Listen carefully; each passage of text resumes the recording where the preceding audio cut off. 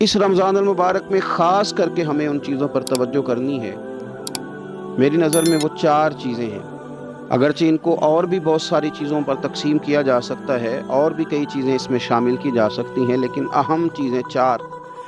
ایک تو نماز کا پڑھنا، نوافل کا پڑھنا، رات کو قیام کرنا، سحری کے لیے تو اٹھنا ہی ہے، تو اٹھتے وقت تہجد کی نماز کو اہمیت دینا، نماز تراویح کو ذرا شوق کے ساتھ ادا کرنا، نفل کا قیام کرنا، عبادت کے لیے اپنے آپ کو تیار کرنا، اور دوسرے نمبر پر قرآن حکیم کی تلاوت کو ذوق شوق کے ساتھ کرنا، اپنا محبت کا، پیار کا رشتہ قرآن پاک کے ساتھ مضبوط کرنا، اور تیسرا کثرت کے ساتھ استغفار پڑھنا، اپنے مالک سے اپنے گناہوں کی معافی مانگنا، آئندہ گناہ نہ کرنے کا عہد کرنا، اور چوتھا دعائیں مانگنا۔ یہ 4 چیزیں اگر تھوڑی توجہ کے ساتھ اس ماہ مقدس میں روزانہ کے معاملات میں شامل کر لی جائیں، نماز، تلاوت قرآن مجید، استغفار اور دعا۔ آپ دیکھیے کہ نبی کریم صلی اللہ تعالیٰ علیہ وآلہ وسلم نماز کے اندر محو رہنے کو پسند کرتے تھے۔ حضور نماز کے اندر شامل رہنے کو اور نماز کو بار بار ادا کرنے کو پسند کرتے تھے۔ ہر موقع پر حضور نماز ادا فرماتے، ہر موقع پر۔ سورج گرہن ہے تو نماز ہو رہی ہے، چاند گرہن ہے تو نماز ہو رہی ہے، بارش نہیں ہوتی تو کریم محبوب علیہ السلام نماز ادا کر رہے ہیں، بارشیں کثرت سے ہونے لگی، طوفان اور آندیاں آنے لگی تو حضور نماز ادا فرما رہے ہیں۔ جنگ کے موقع پر، بدر کے موقع پر لوگوں کی، صحابہ کی صفیں درست کر کے حضور خود مصلی پر تشریف لے گئے اور نماز شروع کر لی۔ تو ہر وقت نماز کی طرف حضور کی توجہ ہمیں بتاتی ہے کہ نماز پڑھنا، نفل پڑھنا، عبادت کرنا یہ کتنا دلچسپی والا کام، اور مسلمان کا اس کے ساتھ شوق کس قدر زیادہ ہونا چاہیے۔ آج ہم زیادہ بے چین اس لیے رہتے ہیں کہ ہمارا تعلق باقی سب چیزوں سے مضبوط ہوا لیکن مصلی کے ساتھ کمزور ہوا۔ ہماری بہت ساری اس دور کی جدتوں نے ہم سے ہمارے مصلی کی، استغفار کی، تلاوت کی، دعا کی لذت چھینی۔ اگر ہم تھوڑا لوٹ کر کے آئیں اور کچھ گھنٹوں کے لیے، کچھ وقت کے لیے، کچھ ٹائم کے لیے، اگرچہ وہ مختصر ہی کیوں نہ ہو، ہم اپنے معمولات جو عبادت کے تعلق سے ان کو مضبوط کریں، موبائل بند کیے جائیں، ایک کونا تلاش کیا جائے، کوشش کی جائے تنہائی کرے انسان اپنے مالک کے ساتھ۔ نبی پاک صلی اللہ تعالیٰ علیہ وآلہ وسلم نے جو ہمیں طریقے بتلائے ہیں، ان طریقوں کی روشنی میں انسان اکیلا بیٹھے اپنے مالک کے حضور اور خوب اس کی بارگاہ میں نفل پڑھے، تلاوت کرے، استغفار پڑھے، پھر دعائیں مانگے، اپنے لیے بھی مانگے، امت کے لیے بھی مانگے، اپنے لیے بھی مانگے، اپنوں کے لیے بھی مانگے، سب کے لیے اللہ کے حضور سے وہ خیر طلب کرے۔ حضرت سیدنا زید بن ثابت رضی اللہ تعالیٰ عنہ ارشاد فرماتے ہیں، مجمع الزوائد میں، مسند امام احمد بن حنبل میں یہ حدیث موجود ہے۔ آپ فرماتے ہیں کہ میں نبی پاک صلی اللہ تعالیٰ علیہ وسلم کے ساتھ اکثر نماز کے لیے جایا کرتا تھا، تو میں انفرادی انداز دیکھتا نبی پاک صلی اللہ تعالیٰ علیہ وسلم کا کہ حضور جب نماز کے لیے چلتے تو چھوٹے چھوٹے قدموں کے ساتھ چلتے۔ جو نبی پاک صلی اللہ تعالیٰ علیہ وسلم کا روٹین میں چلنے کا انداز ایک کریمانہ تھا، اس سے ہٹ کر حضور مختصر قدم اٹھاتے اور نماز کے لیے تشریف لے جاتے۔ میں اس خوبصورت ادا پر توجہ کرتا تو میرے کریم محبوب صلی اللہ تعالیٰ علیہ وسلم نے مجھ سے فرمایا، زید تم جانتے ہو میں مختصر قدم کیوں اٹھاتا ہوں؟ حضور دلوں کا حال جانتے ہیں نا، تو فرمانے لگے تمہیں خبر ہے میں اختصار کے ساتھ قدم کیوں اٹھاتا ہوں؟ عرض کی یا رسول اللہ صلی اللہ تعالی علیہ وسلم کرم نوازی فرمائیے، بتا دیجئے۔ تو حضور فرمانے لگے کہ جب تک انسان نماز کی طلب میں رہتا ہے نا، وہ نماز ہی میں رہتا ہے۔ وہ جب نماز کی طلب میں ہوتا ہے تو نماز ہی میں ہوتا ہے۔ تو میں چھوٹے چھوٹے قدم اٹھاتا ہوں، ذرا آہستہ چلتا ہوں، تاکہ جتنا وقت طلب نماز میں ہو وہ نماز ہی میں گزرے۔ ذکر حبیب کم نہیں وصل حبیب سے، محبوب کا ذکر بھی اس سے ملاقات ہی ہوتا ہے۔ تو یہ جو سفر ہے نا نماز کے لیے جانے کا، میں چاہتا ہوں کہ یہ ذرا لمبا ہو جائے، اس میں ذرا وقت ملے تاکہ مالک کے ساتھ میں جڑا رہوں، میرا تعلق مضبوط رہے۔ تو سرور کائنات صلی اللہ تعالیٰ علیہ وسلم کی جو خاص دلچسپی ہے نماز کے ساتھ، نفل کے ساتھ، عبادت کے ساتھ، حضور صلی اللہ علیہ وسلم نے ارشاد فرمایا، مسلم شریف میں حدیث موجود ہے، فرمایا اللہ تعالیٰ کے بندہ سب سے زیادہ قریب پتہ کب ہوتا ہے؟ پہلے تو ذرا ان لفظوں کا حسن ہی ملاحظہ کریں کہ بندہ اور رب کے قریب، بندہ اور اپنے مالک کے قریب، وہ بندہ کتنی شان والا ہے، اس کا مقدرات کتنے عروج پہ ہے جو اپنے رب کے قریب ہو گیا۔ حضور فرمانے لگے غلاموں سنو، بندہ اپنے رب کے سب سے زیادہ قریب سجدے کی حالت میں ہوتا ہے، لہذا فرمایا سجدوں میں کثرت سے دعا کیا کرو، گویا اس سے مانگ لیا کرو سجدوں میں، اب تمہارا قرب ہے، اب تم جب کشکول طلب دراز کرو گے تو وہ تمہیں عطا کرے گا۔ جب تم نے اپنا سر سجدوں میں رکھا ہو تو پھر اپنی آرزویں لے آؤ ساری، اب رب تمہارے کشکول بھرے گا، تمہیں خیرات ملے گی، تمہاری طلب سے بڑھ کر تمہیں عطا کیا جائے۔ تو عبادت کے ساتھ جب آپ کا تعلق ہوتا ہے تو آپ قرب الہی میں ہوتے ہیں، اللہ کے قریب چلے جاتے ہیں۔ شرط یہ ہے کہ تھوڑی دیر بھول جائیں موبائل کو، تھوڑی دیر چھوڑ دیں دنیا داری کے خیالات، تھوڑی دیر وہ ایک دن چھوڑ کے سارا کچھ بھی تو جانا ہے نا اللہ کے حضور۔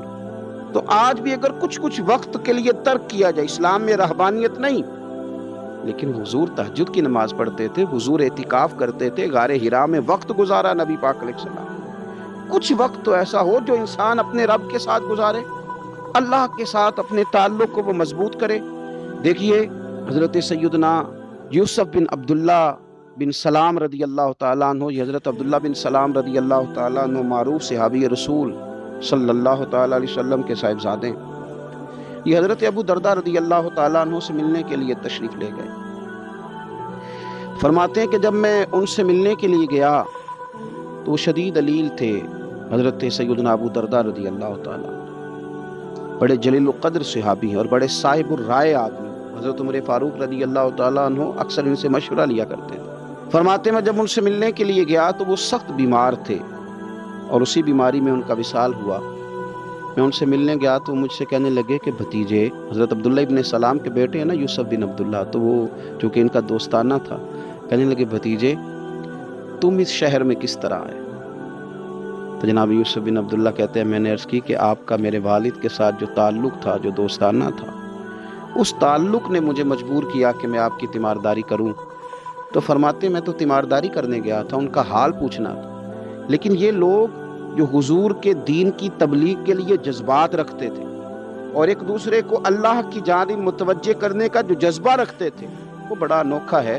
ایک شخص تیمارداری کرنے گیا ہے تو حضرت سیدنا ابو درداء رضی اللہ تعالیٰ عنہ فرمانے لگے بھتیجے میں اس وقت اس کیفیت میں ہوں کہ جھوٹ بولنا بہت برا ہے، یعنی جھوٹ بول ہی نہیں سکتا کہ اس بیماری میں ہوں کہ جس میں مجھے لگتا ہے کہ میں دنیا سے چلا جاؤں گا۔ فرمانے لگے اللہ کی قسم میں نے خود رسول پاک صلی اللہ علیہ وسلم سے سنا ہے کہ جو شخص اچھے طریقے سے وضو کرے، وہ تیمارداری کرنے آئے اور یہ ان کو نماز کی طرف، عبادت کی طرف مائل کر رہے ہیں۔ فرماتے میں نے خود حضور صلی اللہ علیہ وسلم سے سنا ہے کہ جو شخص اچھے طریقے سے وضو کرے، پھر 2 رکعتیں نماز پڑھ لے یا 4 رکعتیں نماز پڑھ لے، اخلاص کے ساتھ پڑھے، اچھا وضو کرے، 2 رکعتیں پڑھ لے یا 4 پڑھ لے، یعنی 2 نفل ادا کرے یا 4 کر لے، اور پھر وہ خلوص کے ساتھ اپنے رب سے مغفرت طلب کرے تو اللہ اس بندے کی بخشش فرما دے گا۔ یہ میں نے سنا ہے حضور سے، یہ میں نے خود سنا۔ مرض وصال میں سیدنا ابو درداء رضی اللہ تعالیٰ عنہ اس کو بیان کرتے ہیں۔ تو رمضان المبارک کے اندر ہمیں موقع ملتا ہے نماز پڑھنے کا، نماز تراویح کا، رات کے قیام کا موقع میسر آتا ہے۔ ایک تو عشاء کے بعد موقع ملا تراویح پڑھنے کے، کہ یہ کہ ہم کو سحری میں اٹھنا ہے، اور تہجد کی وہ خاص فضیلتیں جو عام دنوں میں کئی دفعہ مشکل ہوتی ہیں، وہ اٹھنا تو ہے۔ اگر تھوڑا سا 10 منٹ پہلے اٹھا جائے، وضو کیا جائے، اچھے طریقے سے کچھ نوافل ادا کر لیے جائیں، پھر سحری کے معاملات میں مشغول ہوا جائے۔ نبی پاک صلی اللہ تعالیٰ علیہ وآلہ وسلم ارشاد فرماتے ہیں، یہ ترمذی شریف کی حدیث ہے، حضور علیہ الصلوۃ والسلام نے ارشاد فرمایا کہ رات کا قیام اپنے اوپر لازم کر لو۔ اگرچہ یہ لازم کرنا یہ استحبابی حکم ہے، حضور صلی اللہ تعالی وسلم نے اسے فرض قرار نہیں دیا، لیکن حضور شوق دلاتے ہیں۔ فرمایا رات کا قیام، رات کا قیام، ساون کی کالی راتوں میں جب بوندا باندی ہوتی ہے، وہ راتوں کو اٹھ اٹھ روتے ہیں جب خلقت ساری سوتی ہے۔ اور حضرت میاں صاحب رحمۃ اللہ علیہ نے فرمایا تھا کہ رات پوے تے بے دردانو نیند پیاری آوے، تے درد مندانو یاد سجن دی ستیاں وی آن جگاوے۔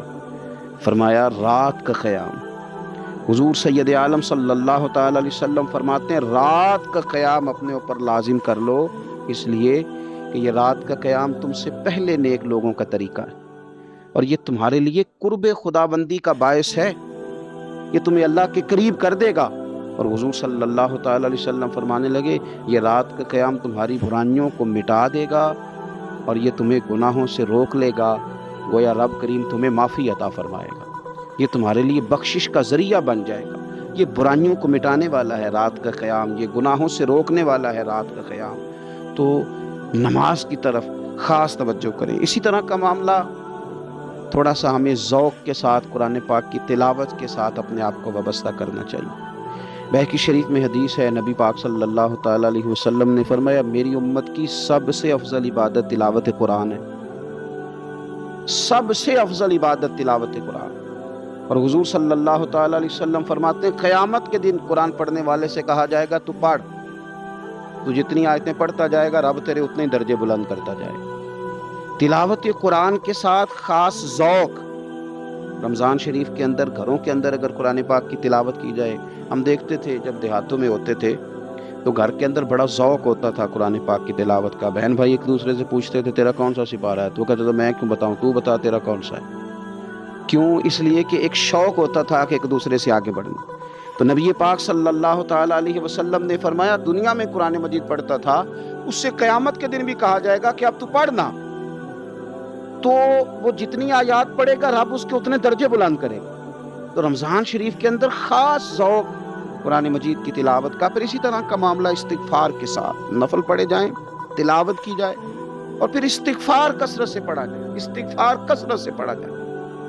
نبی پاک صلی اللہ تعالی علیہ وسلم کا محبوب وظیفہ استغفار پڑھنا، اللہ کے حضور توجہ کرنا، توبہ کرنا۔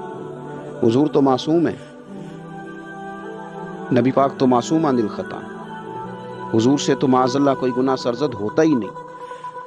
اور انبیاء کے بارے میں جو کوئی ایسے نظریات رکھے وہ گمراہ ہے، لیکن حضور صلی اللہ تعالی علیہ وسلم نے فرمایا لوگو، یہ بخاری مسلم میں حدیث ہے، فرمایا لوگو اللہ تبارک و تعالیٰ کی بارگاہ میں توبہ کرو، بخشش طلب کرو۔ حضور فرماتے ہیں میں دن میں 100 مرتبہ اپنے رب کی بارگاہ میں توبہ کرتا ہوں۔ حضور تو معصوم ہے۔ یہ توبہ کس لیے ہے؟ یہ تعلیم امت کے لیے، یہ ہمیں سمجھانے کے لیے، یہ ہماری توجہ دلانے کے لیے، یہ بتانے کے لیے ہے کہ یہ استغفار درجات کو بلند کرتا ہے۔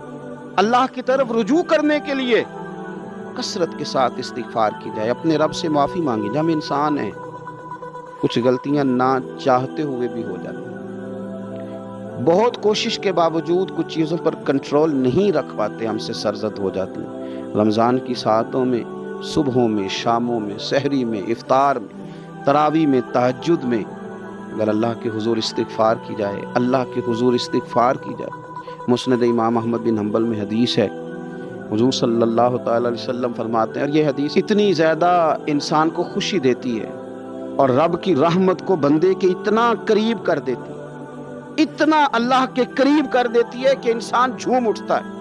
کبھی اس حدیث کے جملوں پر غور کریں، نبی پاک صلی اللہ تعالی علیہ وآلہ وسلم کس طرح رب کی رحمت ہمارے سامنے بیان کرتے ہیں، اور جب حضور اپنی زبان نور سے بیان کرتے ہیں پھر تو یوں لگتا ہے کہ روح کی گہرائیوں تک بات چلی گئی۔ حضور سید عالم صلی اللہ تعالی علیہ وسلم فرماتے ہیں شیطان نے رب کریم کی بارگاہ میں یہ کہا تھا کہ اے مالک مجھے تیری عزت کی قسم، جب تک ان لوگوں کے جسموں میں روح رہے گی میں انہیں گمراہ کرتا رہوں گا۔ جب اللہ نے اسے کہا نا کہ تو نکل جا، تو مردود ہے، تو اس نے کہا مجھے تیری عزت کی قسم، جب تک ان کے جسموں میں روح باقی ہے میں انہیں گمراہ کرتا رہوں گا۔ تو میرے کریم محبوب علیہ السلام، مدینے والے پیارے حبیب علیہ السلام فرماتے ہیں، رب کریم نے فرمایا سن او ابلیس، اگر تو یہ قسم اٹھاتا ہے کہ تو جب تک ان کے جسموں میں روح ہے انہیں گمراہ کرتا رہے گا، تو پھر مجھے بھی اپنے عزت اور جلال کی قسم، یہ جب تک مجھ سے معافی مانگتے رہیں گے میں انہیں معاف کرتا رہوں گا، میں بھی انہیں معاف کرتا رہوں گا، یہ جب جب مجھ سے بخشش مانگیں گے، جب جب مجھ سے بخشش مانگیں گے۔ اس یہاں سے کبھی ہم نے کنارہ نہ کیا، اور تو نے بھی تو دل آزردہ ہمارا نہ کیا، ہم نے تو جہنم کی بہت کی تدبیر، پر میرے مولا تیری رحمت نے گوارا نہ کیا۔ تو کثرت کے ساتھ استغفار رمضان میں کیا جائے، اللہ کے حضور معافیاں مانگی جائیں، اور میں تو کہتا ہوں اپنے لیے بھی مانگی جائیں، دوسروں کے لیے بھی مانگی جائیں، استغفار سے وہ مان جاتا ہے۔ اور پھر سب سے زیادہ جس چیز پر توجہ دینے کی ضرورت ہے وہ ہے عبادت کا مغز، یعنی دعا۔ میں اکثر کہتا رہتا ہوں کہ ہمارے ڈاکٹر ہمیں یہ کہتے ہیں کہ تمہارے دلوں میں کچھ دکھ ہیں وہ کہہ دو تو تمہاری بیماریاں ہلکی ہو جائیں گی، دل کے بوجھ اتار دو، تم کہہ دو کسی سے اپنے غم تاکہ تمہارے دل ہلکے ہو جائیں۔ اب کچھ غم بڑے ذاتی قسم کے ہیں، بندہ کسی سے کہہ ہی نہیں سکتا، بڑی نجی قسم کے کچھ دکھ ہیں، کسی سے کیسے بیان کریں؟ تو ہمارے دین نے ہمیں دعا سکھائی۔ معنی کیا ہے؟ جو کسی سے نہیں کہہ سکتے وہ رب رسول سے کہہ دو تاکہ تمہارا دل بھی ہلکا ہو، تمہاری عزت بھی محفوظ رہے، اور تم نے کہا بھی اس طبیب کے سامنے جو سب سے بڑھ کر شفا دینے والا، کہا اس مالک کے سامنے جو سب سے زیادہ خزانے بانٹنے والا۔ ترمذی شریف میں حدیث ہے، حضور نے فرمایا دعا عبادت ہے۔ اسی ترمذی میں حدیث ہے، فرمایا دعا عبادت کا مغز ہے۔ اور اسی ترمذی میں حدیث ہے، نبی پاک علیہ السلام نے فرمایا یاد رکھو، رب کے نزدیک، اللہ کے نزدیک دعا سے زیادہ عزت والی چیز کوئی نہیں، اس سے بڑی اکرام والی چیز ہی کوئی نہیں اللہ کے حضور۔ تم اپنے رب سے جب مانگتے ہو تو بڑے معزز ہوتے ہو، دنیا داروں کے سامنے ہاتھ پھیلاؤ گے، دکھ سناؤ گے تو عزت میں کمی آئے، لیکن جب تم اللہ سے مانگتے ہو، مالک کے حضور کشکول طلب دراز کرتے ہو، تو اس سے بڑی عزت والی چیز کوئی نہیں۔ پھر ایک دل میں سوال آتا تھا کہ کتنا کو مانگے، مالک سے کتنا سوال کریں، کس قدر طلب کریں؟ تو بہقی شریف میں حضور نے یہ مسئلہ بھی حل کر دیا۔ اللہ کے پیارے حبیب علیہ السلام نے فرمایا ہر چیز اپنے رب سے مانگو، ہر چیز اپنے رب سے طلب کرو، حتیٰ کہ نمک ہی کیوں نہ ہو، وہ بھی مانگنا ہو تو مالک سے ہی مانگو۔ اللہ کے حضور عرض کرو اس کے پیارے محبوب علیہ السلام کے غلاموں، تمہارے ہاتھ وسیلہ جو آ گیا ہے مدینے والے محبوب کا، اس کی بارگاہ سے مانگو، بار بار مانگو، کئی بار مانگو، اور اپنے لیے بھی طلب کرو، دوسروں کے لیے بھی طلب کرو، امت کے لیے طلب کرو، ملک و ملت کے لیے طلب کرو۔ تو رمضان شریف کی پہلی نشست میں ایک تو ہمیں اپنی عبادت کو، اپنے نوافل کو، اپنی نماز کو مضبوط کرنا ہے، کوشش کریں قضا نمازوں پر بھی توجہ دی جائے، یہ بہت بڑا قرض ہے اور یہ ہم ہی ادا کریں گے تو ادا ہوگا۔ اور دوسری بات یہ کہ کثرت کے ساتھ قرآن مجید کی تلاوت کی جائے، تیسری بات یہ کہ استغفار کو اپنے اوپر لازم کیا جائے، اور چوتھی بات دعائیں مانگی جائیں۔ رمضان کی گھڑیاں بڑی قبولیت والی ہیں، بڑی قبولیت والی ہیں۔ افطار کے وقت جو بندہ مانگتا ہے رب اس کی دعا کو قبول فرماتا ہے۔ ان اوقات میں اللہ سے مانگا جائے اور خوب مانگا جائے۔ میرے ایک دوست ہیں، میڈیکل کے شعبے سے وابستہ ہیں، تو مجھے کہنے لگے کہ ڈاکٹر بھی اپنی روٹین بدلتے ہیں اور معدے والی ساری دوائیاں بھی اکٹھی کر لیتے ہیں، چونکہ رمضان آنے والا ہے، یہ زیادہ لوگ استعمال کریں گے۔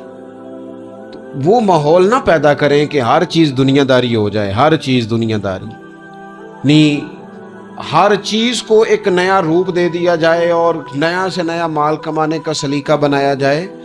میں اکثر کہا کرتا ہوں کہ رمضان تو اس لیے تھا نا کہ اس میں کم کھانا ہے، تھوڑا کھانا ہے، لیکن اگر بندہ کہے کہ میں نے صبح کا چونکہ کھایا نہیں، لہذا اب شام کو اتنا کھانا ہے کہ ہفتے سے پہلے ڈاکٹر کے پاس بھی جانا ہے، میں نے وہ سارا پوری کرنی ہے روٹین، تو پھر وہ مقصد کو نہیں نہ سمجھا، پھر اس نے اس خوبصورتی کو نہیں پایا جو خوبصورتی اس کو دین دینا چاہتا تھا۔ ایک تو رمضان کی فضیلت کو سمجھنا، اور پھر جب ہم روزہ دار ہیں، ہم نے روزہ رکھا ہوا ہے، تو نبی پاک علیہ السلام نے خود اس مفہوم کو کھول کے بیان کیا، فرمایا جس بندے نے جھوٹ نہیں چھوڑا، گناہ نہیں چھوڑا، گویا غیبت نہیں چھوڑی، بدی نہیں چھوڑی، تو اللہ کے محبوب علیہ الصلوۃ والسلام فرماتے ہیں پھر اللہ تعالیٰ کو اس کے بھوکا پیاسا رہنے کی تو کوئی ضرورت نہیں، کیونکہ لعلکم تتقون، تقوی اختیار کرنا تو روزے کا مقصد تھا، اور اگر اس نے وہ بات کو سمجھا ہی نہیں، استاد کے لیے صرف استاد ہو جانا ہی ضروری نہیں، اس کو پھر اپنے منصب کا لحاظ کرنا بھی ضروری ہے کہ میں استاد ہوں۔ والد کا صرف والد ہو جانا ہی کمال نہیں، اس کو پھر اس منصب کے تقاضوں کو بھی سمجھنا چاہیے کہ اب میں ایک باپ ہوں، اب میں روٹین میں وہ آزاد نہیں ہوں کہ جہاں میرا جی چاہے گا جاؤں گا، جہاں میری طبیعت چاہے گی میں کھاؤں گا، جہاں میرا دل کرے گا میں وہ کام کروں گا۔ اب آپ سرپرست ہیں، سربراہ ہیں، انسان دیکھیں نا، ایک شخص ہے وہ عالم ہے، علم پڑھ لینا صرف کمال نہیں، وہ اپنے منصب کو بھی تو سمجھے نا، اس منصب کے وقار کو، اس کے لحاظ کو بھی تو سمجھے نا۔ ایک آدمی اگر عمر رسیدہ ہے، بڑا ہے، بزرگ ہے، اور وہ چاہتا ہے کہ میری بزرگی کی وجہ سے میرا اکرام کیا جائے، تو اسے اپنے منصب کا بھی لحاظ کرنا پڑے گا۔ اس کو حضرت سعدی فرمایا کرتے تھے،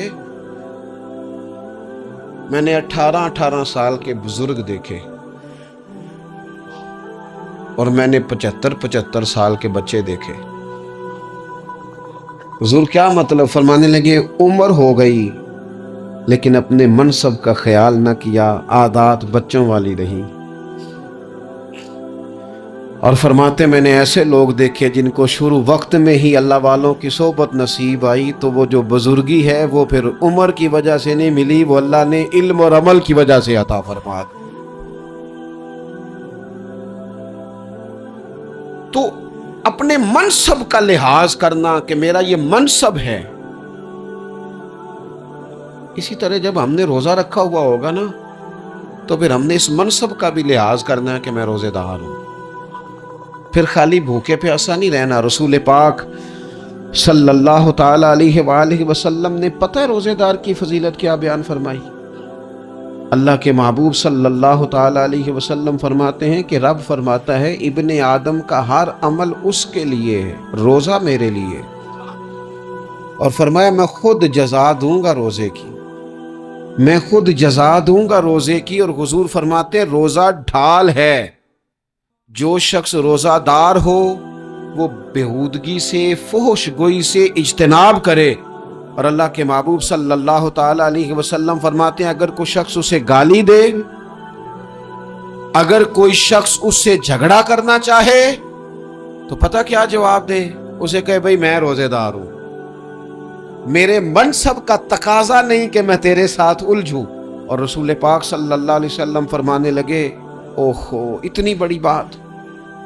حضور فرمانے لگے، یہ صحیح مسلم کے لفظ ہیں، کریم محبوب فرمانے لگے مجھے اس رب کی عزت کی قسم جس کے قبضے میں محمد عربی صلی اللہ علیہ وسلم کی جان ہے، حضور فرماتے روزہ دار کے منہ کی خوشبو اللہ تعالیٰ کے نزدیک قیامت کے دن مشک کی خوشبو سے بھی زیادہ وقت والی ہوگی۔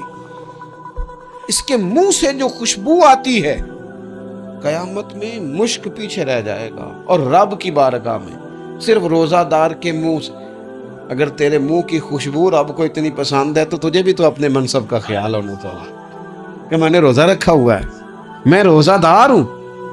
اور میرے نبی پاک علیہ السلام کے یہ دو لفظ ہیں نا، وہ صوفیاء ہیں نا، اللہ کے نیک بندے جو ساری زندگی تڑپتے رہے کہ کبھی اے حقیقت منتظر نظر آنا لباس مجاز میں، کبھی مالک ایک دفعہ کبھی تیرا جلوہ ملے، کبھی اے حقیقت منتظر نظر آنا لباس مجاز میں، لاکھوں سجدے تڑپ رہے ہیں میری جبین نیاز میں۔ اور جو ساری زندگی کہتے رہے کہ ہم تو عمر دراز مانگ کے لائے تھے 4 دن، 2 آرزو میں کٹ گئے، 2 انتظار میں، کہ دیکھو انہیں انعام ملنے لگا۔ جو اس کی راہ کے سوالی تھے، جو اس کے رستے کے مسافر تھے، جو اسے پانا چاہتے تھے، جو اس کی دید کرنا چاہتے تھے، جو اسے ملنا چاہتے تھے، میرے رسول پاک علیہ السلام نے فرمایا روزہ دار کو 2 خوشیاں ملیں گی۔ ایک خوشی اس وقت ملتی ہے جب وہ افطار کرتا ہے، اور فرمایا ایک خوشی اس وقت ملے گی جب وہ اپنے رب سے ملاقات کرے گا، جب وہ اس سے ملے گا، تو اس وقت روزہ دار کو خوشی ہوگی۔ میرے دوستو خوشی تو جو ہوگی سو ہوگی، لیکن یہ لفظ بڑے حسین نہیں کہ روزہ دار کی رب سے ملاقات ہوگی، یہی لفظ بڑے باکمال نہیں؟ ایک روایت میں تو یہ ہے نا کہ روزہ میرے لیے ہے میں اس کی جزا دوں گا، اور ایک روایت میں یہ ہے کہ روزہ میرے لیے ہے اور رب فرماتا ہے میں خود روزے کی جزا ہوں، یعنی باقی نیکیوں پر ثواب ملے گا، روزہ رکھنے والے کو رب رحمان ملے گا۔ نبی اکرم صلی اللہ تعالی علیہ وسلم کے امت کے صوفیاء نے نا کچھ چیزوں کو بڑا کھولا ہے۔ عارف رومی کہتے ہیں کہ ایک دن نا محمود غزنوی نے खजानों के दरवाजे खोल दिए और फरमाया भाई मैंने आज हर चीज़ खोल दी है, जो जिस चीज़ पे हाथ रखेगा वो उसी की हो जाएगी। लोग दौड़े, कोई सोने की तरफ, कोई चांदी की तरफ, कोई जायदादों की तरफ, कोई ख़जाने की कुंजियों की तरफ, कोई बड़े बेहतरीन घोड़े और ऊँटों की तरफ लोग दौड़ गए। जो जिस पे हाथ रखेगा उसी का। सब भाग गए। अय्याज बैठा है। ना वो हुस्न में रही शोखियाँ, ना वो इश्क में रही गर्मियाँ, ना वो गज़नवी में तड़प रही, ना वो खम है जुल्फ़े अय्याज में। वो लज्जतें कहाँ। अय्याज चुप करके बैठा है। फिर महमूद ने अय्याज की तरफ मुखातब करके कहा, अय्याज उठना नहीं, आज लूट सेल लग गई है, जो जिस चीज पे हाथ रखेगा उसी की। अय्याज कहने लगा बात पक्की है ना। तो महमूद खुश थे, मूड बड़ा अच्छा था, कहा बिल्कुल पक्की है। तो अय्याज कहने लगे चलो ठीक है। अय्याज उठे, पीछे से जाके ना तो महमूद के कंधे पे हाथ रख दिया। महमूद के कंधे पे हाथ रखा। महमूद कहने लगे ये क्या बात का, आपसे मैंने पूछा था बात पक्की है, जो जिस पे हाथ रखेगा उसी का ना।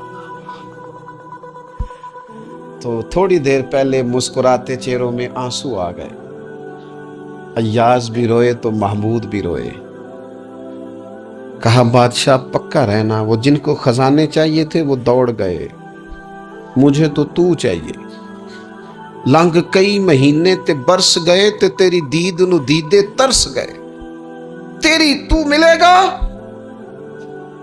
तो फिर कहा महमूद ने, उसने कहा मैं वादा कर चुका था, बस ठीक है, बाकियों के खजाने और मैं तेरा तय हो गई। फरमाया बाकी नेकियों पर सवाब मिलेगा और रोजा रखने वाले को रब रहमान मिलेगा, अल्लाह का कुर्ब मिलेगा। देखो ना, वो खास इंसान को कैफियत हासिल होती है रोज़े में, रब के होने का यकीन। वो जो सूफिया कहते हैं ना मुराकबा करो, वो नसीब होता है। यानी किसी को क्या पता है इसका रोज़ा है कि नहीं, अकेला है ना घर में, फ्रीज़र भरा हुआ है, नहीं ना खाता। क्यों? इसे पता है मेरा रब मेरे साथ है, मेरा रब मुझे देख रहा है। बस ये तसव्वुर तौहीद पक्का हो जाता है रमज़ान। तो फिर अल्लाह तबारक व तआला की भी ख़ास रहमत और कोई ख़ास ही एज़ाज़। हुजूर फरमाते हैं जन्नत के कई दरवाजे हैं, एक बाबू रैयान है, उससे सिर्फ रोज़ादार गुजरेंगे।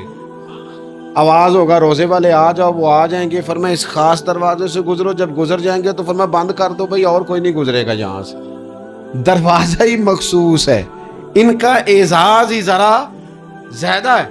तो मेरे अजीज़, रमज़ान शरीफ के अंदर वो मनसब का बस ख्याल रखें कि मैं रोज़ादार हूँ, इस एहतियात के साथ। और दूसरी जो रमज़ान की चंद इबादात है ना, सबसे पहली तो मैं अर्ज़ करूँगा तरावी के हवाले से। ये बात याद रख लें कि नबी पाक अलैहिस्सलाम ने फरमाया जिसने ईमान और एहतसाब की नीयत के साथ रमज़ान में क़याम किया, अल्लाह उसके पिछले सारे गुनाहों को माफ़ फरमा देगा। और एक मकाम पर नबी पाक सल्लल्लाहु ताला अलैहि वसल्लम ने बयान किया, ये मिशकात में मौजूद है। हुजूर फरमाते हैं रमज़ान और कुरान दोनों क़यामत के दिन बंदे की शफाअत करेंगे। रमज़ान कहेगा या अल्लाह मैंने इसे दिन भर खाना खाने से बात रखा और तेरी बारगाह के हुक्म के मुताबिक इसने अपने आप को इन चीज़ों से बचा के रखा। और कुरान कहेगा मालिक रात मैंने इसे नींद से रोके रखा। क्या मतलब? इसने खड़े होकर इबादत की। अगरचे इससे मुराद शारहीन हदीस ने तरावी भी लिया है, तहज्जुद की नमाज भी लिया है, सलातुल लैल भी ली है, लेकिन मेरे अजीज ये खास रब्त है कुरान मजीद के साथ तरावी का। मसनून है रमज़ान की रातों में कुरान मजीद और तरावी का पढ़ना। अगर थोड़ी सी ना तबीयत में सिर्फ तब्दीली पैदा की जाए, मैंने देखा है कि जो लोग कहते हैं ना मेरा वक्त बड़ा कीमती है, बड़ी सारी जगहों पे आपको बैठना पड़ता है, बैठे हैं आप 2 घंटे बैठे हैं, 3 घंटे बैठे हैं। मैंने देखा है लोग जाते हैं किसी दफ्तर में तो रात को ही चले जाते हैं, उस इलाके में खड़े हैं, पासपोर्ट के दफ्तर खड़े हैं, शनाख्ती कार्ड के दफ्तर खड़े हैं, इमिग्रेशन की लाइनों में खड़े। कुछ ज़हन तो बनाएं कि मैंने रात खड़े रहना है और अपने रब की इबादत करनी है। तरावी को ज़रा ज़ौक़ से आप अगर थोड़ा इरादा कर लेंगे ना, यानी कोई ऐसा मुश्किल काम नहीं। मेरी तो राय ये है कि पहले 3-4 दिन ज़रा जम के ذہن بنائیں اور تھوڑا سا نا روٹین کو بدلنے کی کوشش نہ کریں. جس امام صاحب کے پیچھے تراویح شروع کریں کوشش کریں ساری وہیں پڑھیں. روٹین بدلنے سے بھی سستی آتی ہے. ایک دن یہاں گئے 2 دن وہاں گئے تو یہ روٹین بدلنے سے بھی بعض اوقات سستی آتی ہے. کوشش کریں ایک جگہ پہ قرآن شریف سننا شروع کریں اور پھر پورا قرآن مجید وہیں پہ سنیں اور تھوڑا ذہن بنائیں. میں نے دیکھا ہے ہمارے استاد صاحب اس طرح کیا کرتے تھے کہ بہت تھوڑا کھانا افطاری کے وقت تھوڑا, اور ان سے کہا جاتا آپ بزرگ آدمی ہیں اتنا کم کھانا کیسے نظام چلے گا؟ تو فرماتے تھے میں 1 چپاتی اور آدھی چپاتی کھا لوں گا لیکن تراویح کے بعد. اب اگر زیادہ کھانا کھاؤں گا تو طبیعت میں سستی آئے گی, میرے لیے کھڑا ہونا مشکل ہو جائے. سادہ سا کھانے کے ساتھ افطاری کی جائے گی. اور تراویح کے لیے اپنے آپ کو ذہنی کہاں ٹائم ملتا ہے سارا سال قرآن پڑھنے سننے کا؟ یہ تو اللہ نے موقع عطا فرمایا. تو تھوڑا سا اگر دلچسپی پیدا کی جائے, بڑا بڑا سونا قرآن مجید پڑھا جاتا ہے مساجد میں, بچے بڑی بڑی خوبصورتی سے, تو اللہ کا شکر ہے جگہ جگہ پہ. اور مساجد کے علاوہ بھی میں نے دیکھا ہے ہم سے لوگ مطالبہ کرتے ہیں کہ ہماری فیکٹری میں رات کو بھی کام ہوتا ہے, اتنے سارے ورکر ہیں تو بچہ کوئی مل جائے قرآن شریف سنائے, فلانی جگہ بھی اتنے لوگ ہیں تو اگر موقع مل جائے تو اگر تھوڑا ذہن بنایا جائے شوق پیدا کیا جائے تو اللہ تعالیٰ فضل فرماتا ہے, انسان کو طاقت ملتی ہے کھڑے رہنے کی. ایک تو تراویح روزہ تراویح اور تیسری بات ہے سحر اور افطار. یہ جو سحری اور افطار, یہودی جو تھے نا وہ سحری نہیں کرتے تھے, سحری کا نام و نشان نہیں تھا, روزہ رکھتے سحری نہیں کرتے. تو نبی پاک صلی اللہ تعالی علیہ وسلم نے فرمایا ہمارے اور یہودیوں کے درمیان فرق ہی سحری کا ہے. اور نبی پاک صلی اللہ تعالی علیہ وآلہ وسلم نے فرمایا سحری کھایا کرو, سحری کھانے میں برکت ہے. اور اگلی بات سننی آپ نے تو خوش ہو جانا ہے, سحری کو معمولی نہ سمجھے, سحری کرنا عبادت ہے. ہاں آپ مت سمجھیں کہ میں روٹی کھا رہا ہوں, یہ تو میرے سامنے دہی رکھا ہوا ہے, یہ تو سالن رکھا ہوا ہے, یہ تو اچار رکھا ہے, تو چپاتیاں رکھی ہیں. سحری کھانا عبادت ہے. آپ صبح اٹھے, آپ کی تو روٹین ہی اور تھی, تو 7 بجے کھاتے تھے 9 بجے کھاتے تھے. یہ جو آپ صبح کھا رہے ہیں اٹھ کے سحری میں, اپنی مرضی سے تھوڑی کھا رہے ہیں, یہ تو کسی کے کہنے سے کھا رہے ہیں, یہ تو کسی کے بٹھائے بیٹھے ہیں. یہ جو سحری کا لنگر ہے یہ رب رسول کی رحمت کے ساتھ عطا ہوتا ہے, یہ کرم ہے, یہ اللہ رسول کے بٹھائے بیٹھے ہیں. کیا میرے رسول پاک صلی اللہ تعالی علیہ وآلہ وسلم نے بات کھولی ہے, ترغیب و ترہیب میں حدیث ہے, اللہ کرے یہ کبھی چسکا لگ جائے, یہ والا مزہ آ جائے تو پھر تو گھر میں دسترخوان نہیں بچھا ہوا ہوگا, پھر تو رنگ ہی کوئی اور ہوگا. حضور فرماتے اللہ تعالی اور اس کے فرشتے سحری کھانے والوں پر رحمتوں کا نزول فرماتے ہیں. کھائی روٹی جا رہی ہے, پکا ہوا کھانا ہے, لیکن حضور فرماتے ہیں رب بھی رحمتیں فرما رہا ہے اور اللہ کے حکم سے فرشتے بھی رحمتوں کا نزول کر رہے ہیں سحری کھانے والوں پر. تو خوب توجہ سے, ذوق سے, شوق سے. اور پھر جو افطار کا معاملہ ہے, حضور فرماتے ہیں جب روزہ کھولنے والا روزہ کھولتا ہے تو جو دعا مانگتا ہے رب قبول فرما لیتا. یعنی افطار کا وقت ایسا ٹائم ہے جو دعاؤں کی قبولیت کا وقت ہے. افطار کرنا بھی ہے, کرانا بھی ہے. مہنگائی ذرا عروج پہ چلی گئی ہے, میں بار بار کہتا ہوں. مجھ سے نا لوگ دعا کے لیے مجھے کہتے کہتے اپنے کئی دکھ بتا دیتے ہیں. تھوڑا سا نا افطاریاں مہربانی فرمائیے گا سیاسی نہ کیجیے گا. وہ جن سے مال لیتے ہیں, وہ جن کو مال دیتے ہیں, وہ جن سے ووٹ لینے ہیں, وہ جنہوں نے ووٹ لینے ہیں, اس بنیاد پر سحر افطار کے بندوبست نہ کریں رضائے الہی کے لیے. میرے محبوب فرماتے ہیں جس نے رب کی رضا کے لیے کسی کو افطار کرایا, جتنا ثواب اللہ روزہ رکھنے والے کو دے گا اتنا افطار کرانے والے کو بھی عطا کرے. اور ایک حدیث تو آپ پڑھیں گے تو جھوم جائیں گے, سنیں گے تو خوش ہو جائیں گے.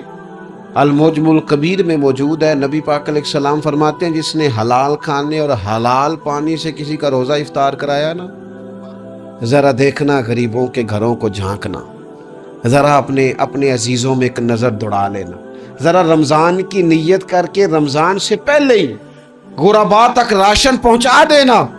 ان کی فکر دور ہو جائے، وہ پہلی شام ہی اپنے بچوں کے ساتھ آسودہ حال ہو کے بیٹھے۔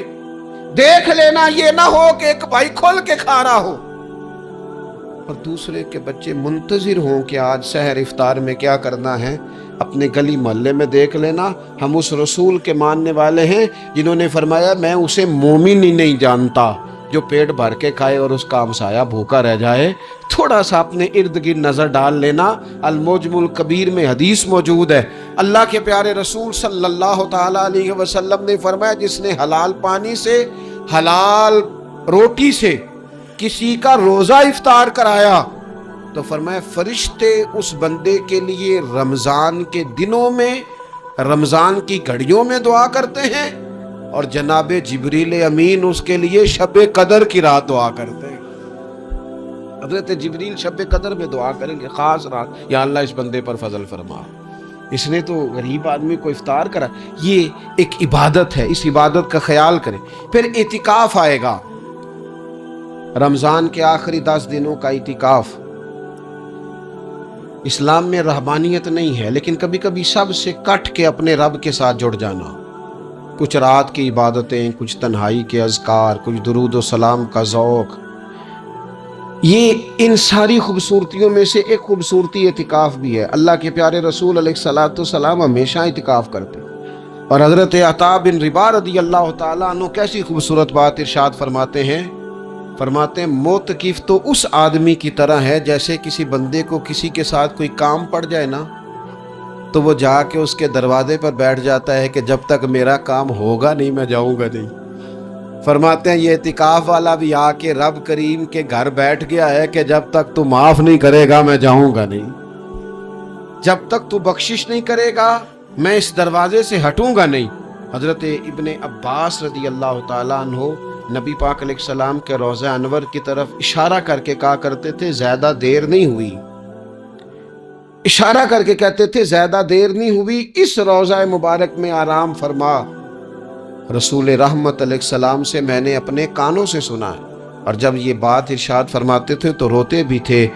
فرماتے ہیں میں نے خود نبی پاک علیہ السلام سے سنا ہے کہ جو شخص اللہ تعالیٰ کی رضا کے لیے ایک دن کا بھی اعتکاف کرے گا نا، اللہ تبارک و تعالیٰ اس کے اور جہنم کے درمیان 3 خندقوں کی آڑ بنا دے گا، اور فرمایا ان کی مسافت زمین و آسمان سے بھی زیادہ ہوگی۔ یہ 3 خندقیں اتنی بڑی جن کی چوڑائی زمین آسمان سے بھی زیادہ ہوگی، ایک دن اعتکاف کر لے تو اللہ اس بندے کو دوزخ سے اتنا دور فرما دے گا۔ بہت سارے لوگ ہیں جن کو بڑا ٹائم ملتا ہے چھٹیاں گزارنے کے لیے، کبھی کسی سیاحتی مقام پر، کبھی کسی سیاحتی مقام پر، خرچہ بھی مل جاتا ہے، کام بھی ہو جاتا ہے، سارے سلسلے بن جاتے ہیں، بڑی بڑی جگہوں پہ لوگ جا کے ٹائم گزارتے ہیں۔ تو ایسا نہ ہو کہ 10 دن اللہ کے گھر میں بھی گزارے جائیں۔ علماء نے لکھا ہے کہ کوشش تو کریں ہر سال اعتکاف ہو، نہ ہو سکے تو چلو چند سالوں کے بعد ہو جائے، اور فرماتے ہیں کہ زندگی میں ایک دفعہ تو اس سنت کو ضرور ادا کرنا چاہیے۔ کوئی بندہ ایسا نہ ہو جو محروم رہ جائے، زندگی میں ایک بار صحیح پر اعتکاف کے ساتھ اپنے آپ کو وابستہ ضرور کرے۔ رمضان المبارک کے اندر آخری عشرہ شب قدر کی تلاش کا عشرہ ہے۔ اللہ کے پیارے رسول صلی اللہ تعالی علیہ وسلم ان 10 دنوں میں خود بھی عبادت کرتے تھے اور گھر والوں کو بھی جگایا کرتے تھے، اور اپنے اہل خانہ کو تاکید فرماتے تھے کہ اٹھو اٹھو، آگے بڑھو، یہ آرام کرنے کے دن نہیں ہیں۔ ہمارے ہاں یہ ہوتا ہے کہ وہ جو آخری 10 دن زیادہ عبادت کے تھے، شب قدر کی تلاش کے تھے، وہ آخری 10 دن سارے بازار میں گزر جاتے ہیں، کپڑے سلوائے جا رہے ہیں، کپڑے خریدے جا رہے ہیں، جوتے خریدے جا رہے ہیں، واپس کیے جا رہے ہیں، دوبارہ لیے جا رہے ہیں، سفر ہو رہا ہے، آنا جانا ہو رہا ہے، عیدیاں بٹ رہی ہیں۔ تو یہ سارے کام جو آخری عشرے میں کرنے ہیں، جو زیادہ عبادت کے دن تھے، وہ سارے کام تو رمضان سے بھی پہلے کر لینے چاہیے۔ کپڑے رمضان سے پہلے خریدے جائیں، پہلے سلوا لیے جائیں، جوتے پہلے لے لیے جائیں، ضرورت کے کام پہلے کر لیے جائیں، جہاں آپ کو جو بانٹنا ہے وہ رمضان سے پہلے کریں۔ وہ مفت کی اپنے دل کو مطمئن کرنا کہ اب میرے پاس یہ بڑے میں خیر کا کام کرنے نکلا ہوا ہوں، میں عیدی بانٹنے جا رہا ہوں، یہ پہلے بانٹنے تھے۔ یہ عجیب بات ہے کہ جو زیادہ وقت مسجد میں گزارنے کا ٹائم تھا وہ سارا ہم نے ضائع کر دیا۔ وہ ادھر ادھر بازاروں کی نظر ہو گیا، میل ملاپ کی نظر ہو گیا۔ تو اگر چیزوں کو مرتب کیا جائے، میں تو دوستوں سے کہا کرتا ہوں، زکوٰۃ کا حساب، صدقات کا حساب، صدقات فطر کا حساب، جتنے بھی روٹین کے کام ہیں اس کو کوشش کریں رمضان شریف سے پہلے آپ ترتیب دیں، آپ ان چیزوں کو پہلے سے مرتب کریں تاکہ وہ بہترین ہو جائیں۔ ہم تو اس دین کے ماننے والے ہیں جہاں نیت کرو تو اجر شروع ہو جاتا ہے۔ آپ رمضان کی نیت سے جو آج خرچ کریں گے اس کو اللہ تعالیٰ رمضان کے ثواب کے برابر ہی اجر عطا فرمائے گا۔ لیکن وہ ہم نا کچھ لوگ بڑا ایک صاحب مجھ سے کہنے لگے جی میں نے سنا ہے صدقہ فطر آخری عشرے میں ہی دینا چاہیے۔ میں نے کہا آپ کا پروگرام تب دینے کا، اس لیے آپ نے یہ گاڑا کر کے سن لیا، ذرا اس کو آپ نے زیادہ غور سے سن لیا ہے۔ آپ جب ضرورت محسوس کریں، جب آپ سمجھیں کہ کسی کو ضرورت ہے، ضرورت کے وقت کوئی چیز کام نہ آئی تو پھر کب جا کے کام آئے۔ تو میری آپ سے یہ اپیل رہے گی کہ پہلے سے چیزوں کو مرتب کریں، معاملات کو پہلے سے طے کریں۔ وہ لوگ بڑے اچھے ہوتے ہیں جو وقت پر منصوبہ بندی کرتے ہیں، جو چیزوں کو ٹائم پہ مرتب کرتے ہیں۔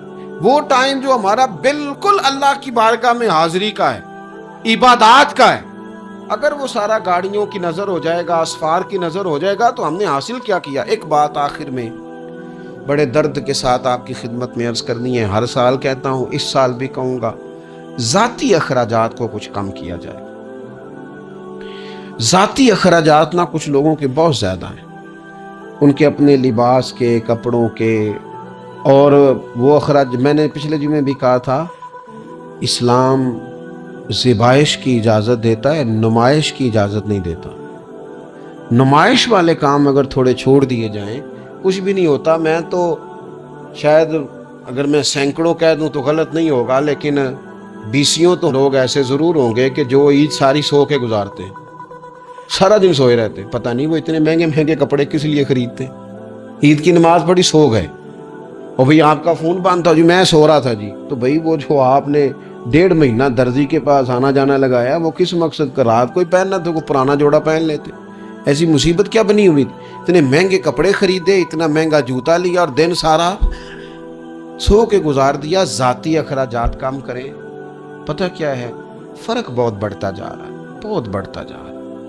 یعنی ایک جگہ پہ چیزیں پڑی ہیں، خراب ہو گئی ہیں، کھانے کا ٹائم نہیں، پہننے کا ٹائم نہیں، اور ایک جگہ وہ ہے کہ جہاں لوگ دوائی کو ترس رہے ہیں۔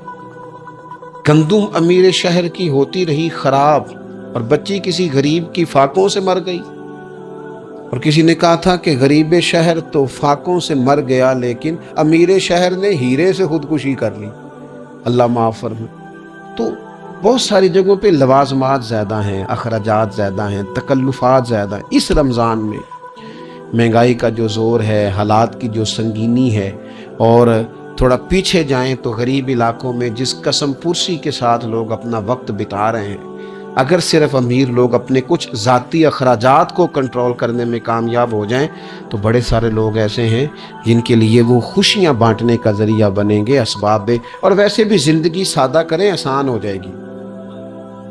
زمین پر چلیں، آپ محسوس کریں گے کہ زندگی بہتر ہو گئی ہے، آسانی والی ہو گئی ہے۔ اللہ کی بارگاہ میں دعا کرتا ہوں اللہ تعالی ہم سب کو سمجھ نصیب فرمائے۔